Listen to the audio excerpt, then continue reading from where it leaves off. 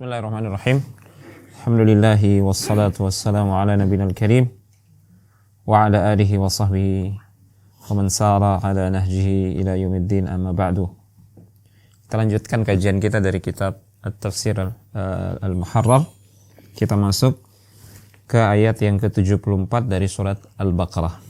ثم قست قلوبكم من بعد ذلك فهي كالحجارة أو أشد قسوة وإن من الحجارة لما يتفجر منه الأنهار وإن منها لما يشقق فيخرج منه الماء وإن منها لما يهبط من خشية الله وما الله بغافل عما تعملون ثم قست قلوبكم من بعد ذلك فهي كالحجارة أو أشد قسوة. Apa maknanya ayat ini? Para ulama menafsirkan jafat qulubukum wa ghaludhat. Kemudian setelah itu hati kalian menjadi kering, wahai Bani Israel, dan menjadi keras. Min ba'di dzalik. Walam yakun yanbaghi an takuna kadzalik. Dan sebenarnya tidak boleh begitu. Tidak boleh hati kalian kering dan keras. Min ba'dil amri alladhi ayantumuhu. Setelah semua perkara yang kalian lihat dengan mata kepala kalian sendiri, ya, mukjizat, kemudian luar biasa, ya kan? Terbelahnya lautan, batu mengeluarkan air 12 mata air sesuai dengan jumlah kabilah mereka. Mereka dinaungi awan, diturunkan makanan dari langit, manna dan salwa, ya. Diturunkan untuk mereka Taurat, ini yang terbesar ini. Nikmat yang terbesar dan mukjizat yang terbesar untuk mereka. Diturunkan untuk mereka Taurat. Dan di ayat sebelumnya diangkat bukit apa? Bukit Tur itu. Ya. Wa rafa'na fawqakumut tur. Kami angkat di atas kalian itu bukit Tur. Betul-betul diangkat, mereka lihat sendiri. Supaya mereka mau mengambil perjanjian yang Allah tetapkan untuk mereka. Perjanjian melaksanakan Taurat, mengamalkan Taurat, mempelajari Taurat, mengamalkan Taurat itu, dan mengikuti Nabi Musa alaihissalam. Seharusnya setelah mereka melihat mukjizat-mukjizat yang luar biasa dan termasuk melihat mereka mendapatkan Taurat, seharusnya hati mereka itu tambah tunduk kepada Allah. Ini justru tambah keras, ya. Wa huwa ihya'ul qatil. Sebutkan juga perkara-perkara luar biasa yang mereka saksikan adalah bagaimana Allah menghidupkan yang sudah mati. Kisah sapi betina itu sudah kan kita sampaikan di sini ya. Ya. Itu luar biasa. Harusnya hati mereka takut, tunduk. Ini kok malah keras. Alladzi huwa sababun 'azimun lilinil qalbi wa riqqatiha. Semua itu seharusnya menjadi sebab lembutnya hati-hati kalian, ya. Wangqiyadiha lil haq. Harusnya menjadi sebab tunduknya hati-hati kalian kepada yang hak, perintah Allah dan larangannya. Faqulubukum fi ghilzatiha wa shiddatiha kal hijarah. Justru hati kalian keras, bahkan lebih keras daripada batu.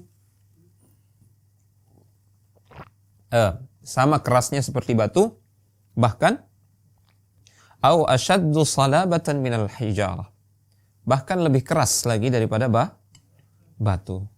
Ini anehnya keadaan mereka ini, Bani Israel ini. Ya, disebutkan di sini innal hijarata ma'a qaswatiha. Padahal batu sekalipun dia keras, afdalu min qulubi ulaikal qaum. Bahkan lebih mending, bahkan lebih baik daripada hati-hati mereka ini, Bani Israel ini. Allati talinu wa la takhsha. Yang mana hati-hati mereka ini tidak bisa lembut, tidak bisa khusyuk, tidak bisa khasyah, tidak bisa memiliki rasa takut kepada Allah Subhanahu wa taala. Dzalika bi anna hunaka anwa'an minal hijarati tasilu minha anharun minal miyah. Buktinya ada di antara batu-batu itu justru keluar air, ya kan? Terbelah dari tebing-tebing gunung itu batu keluar mata air. Bisa mata air itu keluar dari batu yang keras itu. Ada, dan kita lihat sendiri. Di Gunung Rinjani itu kan itu batu aja itu. Tapi bisa keluar air. Dari gunung itu bisa keluar air. Nah, batu yang keras saja bisa mengeluarkan air. Bisa bolong dengan air. Wa minma anwa'un talinu wa tatasadda'u fayakhruju minhal ma' wa minha ma yataradda min uluwin ila sufun. Ada di antara beberapa batu itu dia menggelinding jatuh dari atas ke bawah. Dari langit bahkan ada batu jatuh. Karena takut kepada Allah Subhanahu wa taala. Ya. Ini malah hati kalian ini tidak bisa dimasuki oleh hidayah ilmu. Padahal kalau kita pikir-pikir, hidayah atau ilmu yang turun dari Allah itu jauh lebih lembut daripada air.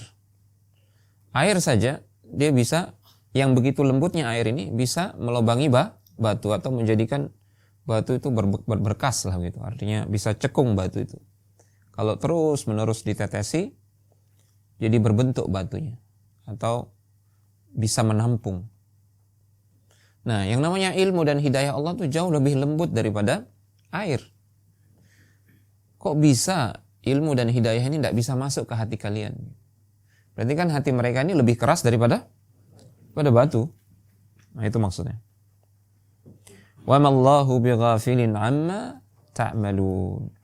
Dan sesungguhnya Allah Subhanahu wa taala ghairu ghafilin min af'alihim al-khabitha. Tidak lalai dari perbuatan-perbuatan mereka yang tercela, perbuatan-perbuatan Bani Israil. Ini ayat-ayat memang berbicara tentang mereka, tapi sekaligus ini pelajaran buat kita. Jangan sampai kita seperti mereka. Sudah melihat bukti, sudah melihat dalil, masih saja melanggar atau masih saja menyelisihi. Itu sifat-sifat Yahudi Bani Israil yang seperti itu.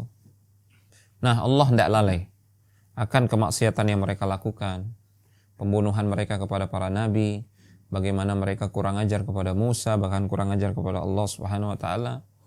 Allah tidak lalai dari perbuatan mereka yang menyembah anak patung sapi. Allah tidak lalai dari perbuatan hilah mereka yang masang jaring hari Jumat kemudian ngambil ikannya hari Ahad. Itu wala sahin anha, Allah tidak lupa. Bal huwa hafizun laha. Bahkan Allah menjaga semua perbuatan mereka itu, dalam artian dicatat oleh Allah. Nanti akan diperlihatkan detail sekali. Kita kadang-kadang sering lupa yang dosa atau kemaksiatan yang tadi kita lakukan, sekarang kita sudah lupa. Makanya kita berani berbuat maksiat lagi. Ya. Apalagi dosa dan kemaksiatan yang 2 hari lalu, 3 hari lalu, sebulan lalu, setahun yang lalu, 2 tahun lalu, 3 tahun lalu, sering kita lupa. Hak orang lain kita lupa. Bayar hutang, minta maaf dan seterusnya. Adapun Allah Subhanahu wa taala, wa ma kana rabbuka nasiya. Sama sekali Allah Subhanahu wa taala tidak lupa. Nanti semua akan diperlihatkan semua itu. Wa sayujazihim ala dzalika atammul jazaa atau atammal jazaa. Dan Allah akan membalas itu semua dengan sesempurna-sempurnanya. Kalau dia baik, maka balasannya kebaikan. Kalau dia buruk, balasannya keburukan. Taib. Dari ayat-ayat yang kita sudah pelajari, dan termasuk ayat ini, ada beberapa fawaid yang disebutkan oleh para ulama. Yang pertama, wajib kita itu bersiap diri dengan perintah Allah Subhanahu wa taala. Di sini Allah berfirman tentang Bani Israil ini, bahwasanya Allah memerintahkan kepada Musa untuk menjelaskan kepada Bani Israil, Allah memerintahkan kalian dengan suatu perintah. Ya, maka Nabi Musa menyampaikan ini supaya mereka Bani Israel itu ada tamhid, ada semacam kata pembuka supaya mereka siap menerima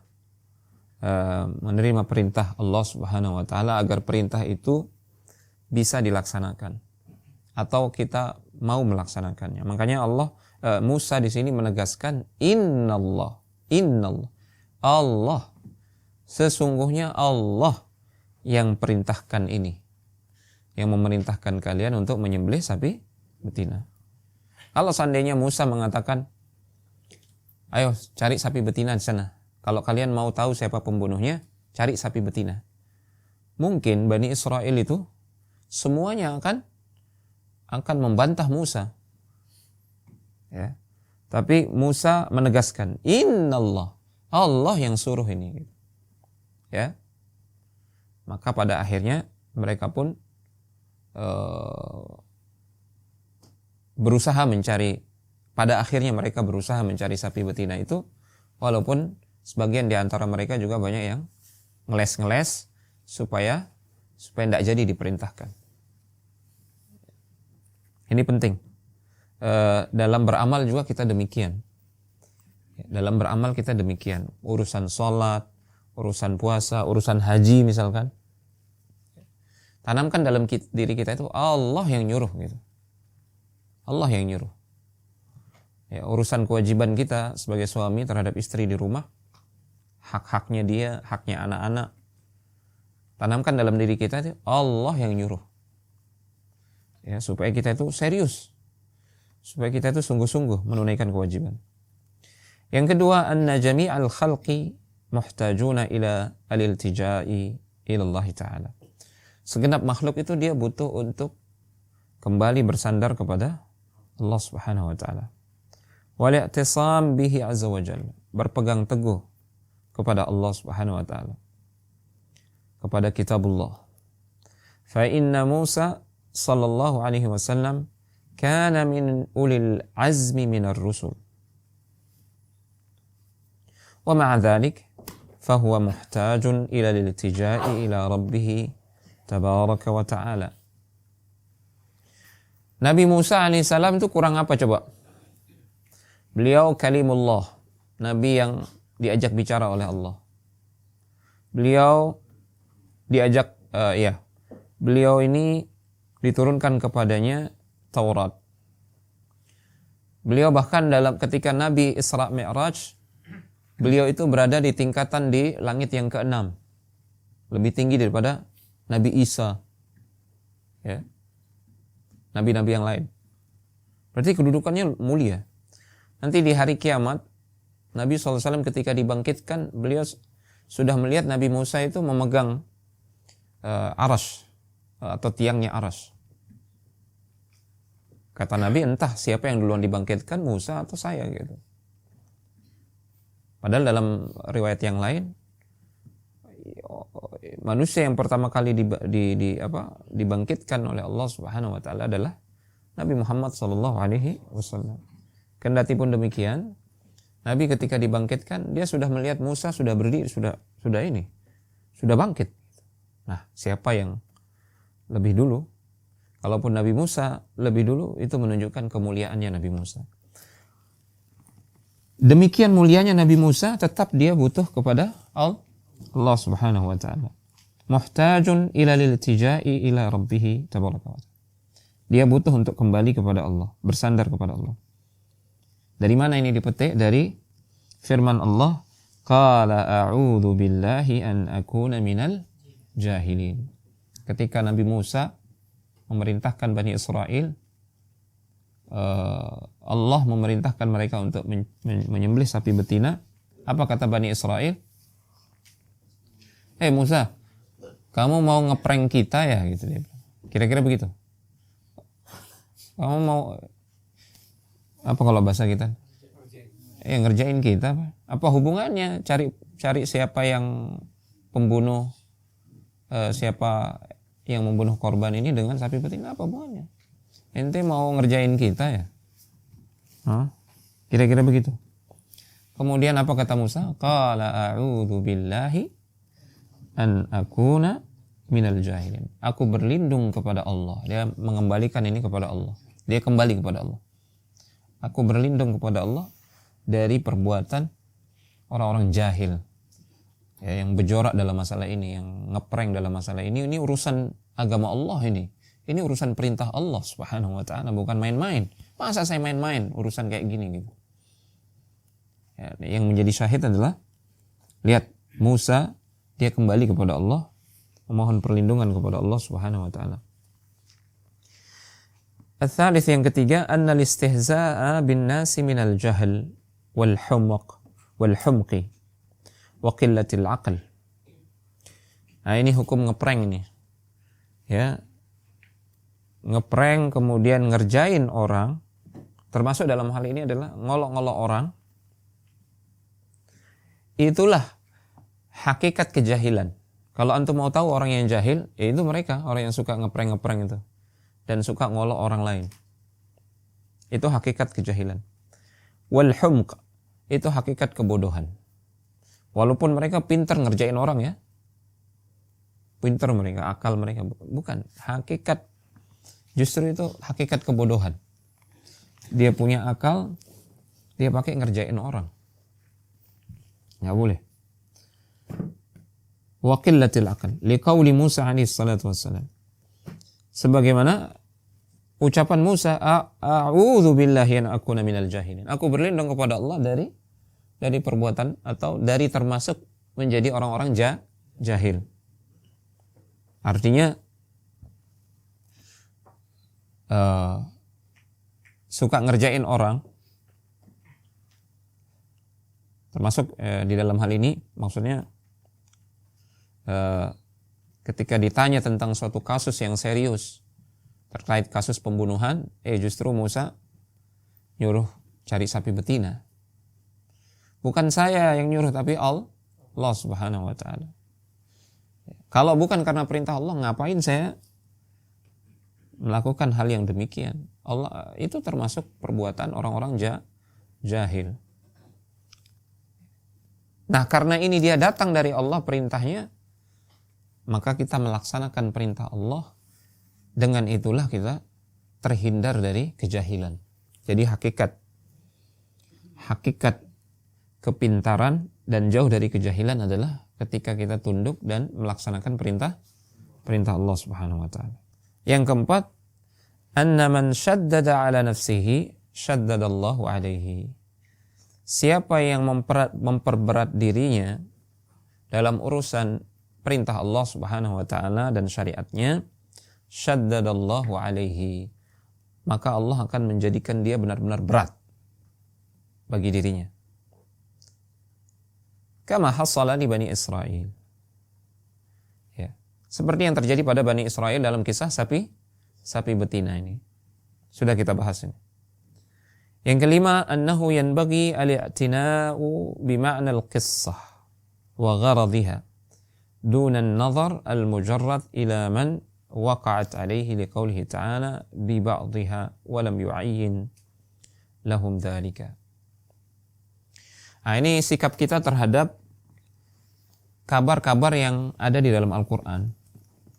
Kita itu harus fokus kepada substansi. Maksudnya kita harus fokus kepada inti hidayah yang ingin disampaikan oleh ayat Al-Quran.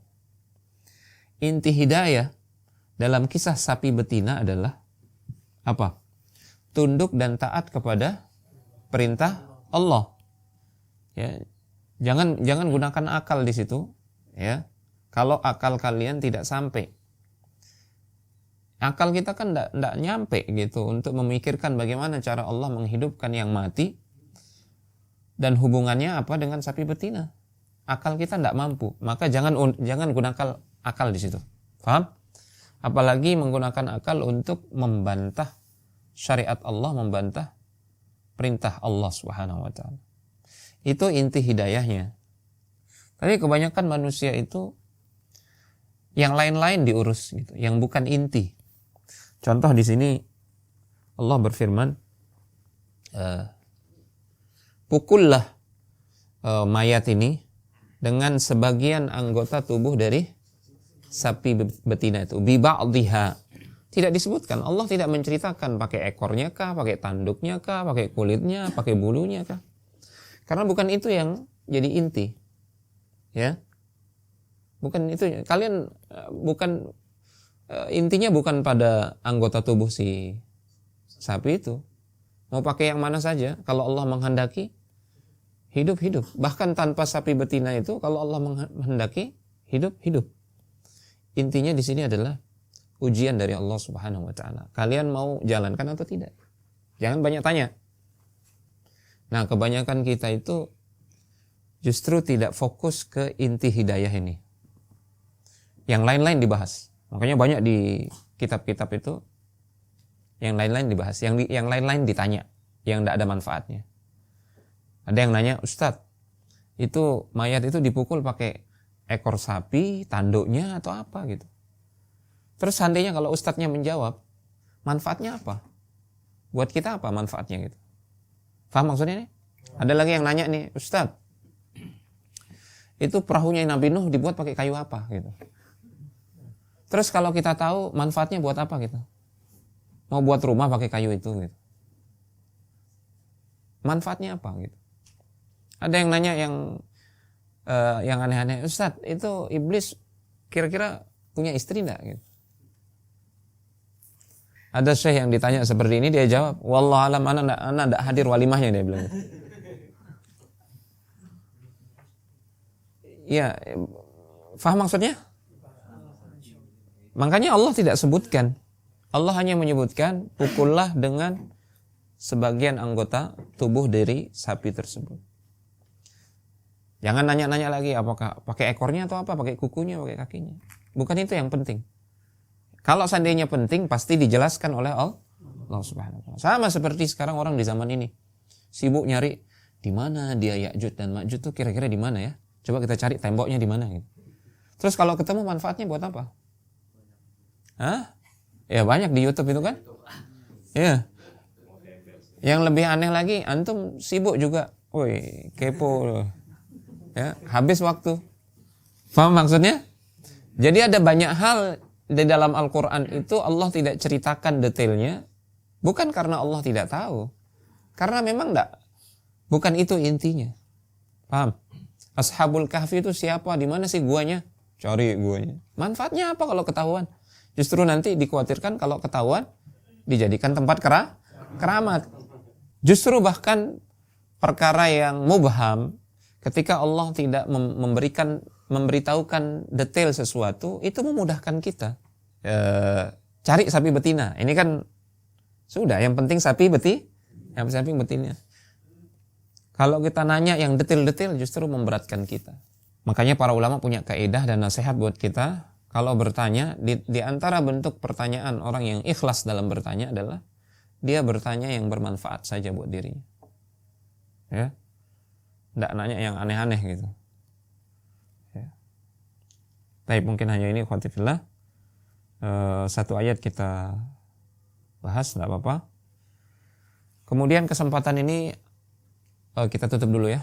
Subhanakallahumma wa bihamdika asyhadu an la ilaha illa anta astaghfiruka wa atubu ilaik. Assalamualaikum warahmatullahi wabarakatuh.